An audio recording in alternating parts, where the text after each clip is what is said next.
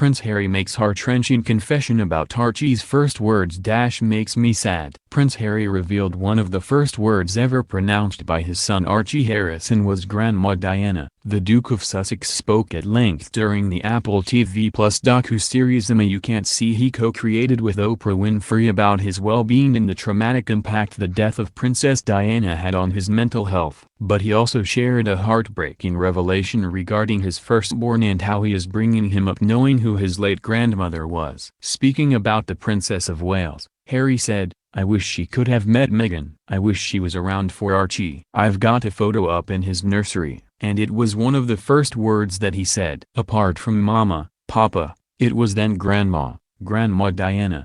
While he was moved by this, the Duke of Sussex revealed Archie's word made him sad. He continued, "It's the sweetest thing but at the same time makes me really sad." This isn't the first time the Duke of Sussex speaks about Archie and his first words. Appearing on The Late Late Show with James Corden in February, Prince Harry said Archie's first word was crocodile. He said, "My son is now over a year and a half. He is hysterical. He's got the most amazing personality. He's already putting 2-3 words together. He's already singing songs." His first word was crocodile. 3 syllables. During the Apple TV Plus show, which was released today, Prince Harry made a number of revelations, including using alcohol and drugs to mask his emotions. He also spoke further about breaking the cycle, a topic he had discussed during a recent podcast, and accused Prince Charles of passing on to him and Prince William his own pain and suffering. In a revelation sure to send shockwaves through the firm, Harry said, "My father used to say to me when I was younger,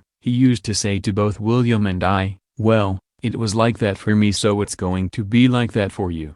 That doesn't make sense. Just because you suffered, that doesn't mean your kids have to suffer. Actually quite the opposite. If you suffered, do everything you can to make sure that whatever negative experiences you had, you can make it right for your kids. We chose to put our mental health first. That's what we're doing. And that's what we will continue to do." Isn't this all about breaking the cycle? Isn't it all about making sure that history doesn't repeat itself? That whatever pain and suffering has happened to you, that you don't pass on. Prince Harry appeared to have criticized his upbringing while speaking to Dax Shepard and Monica Padman during an episode of the Armchair podcast he took part in earlier this month. He said at the time, "I don't think we should be pointing the finger or blaming anybody, but certainly when it comes to parenting, if I've experienced some form of pain or suffering because of the pain or suffering that perhaps my father or my parents had suffered, I'm going to make sure I break that cycle so that I don't pass it on." Basically, it's a lot of genetic pain and suffering that gets passed on. Sane parents should be trying to stop that happening, he continued.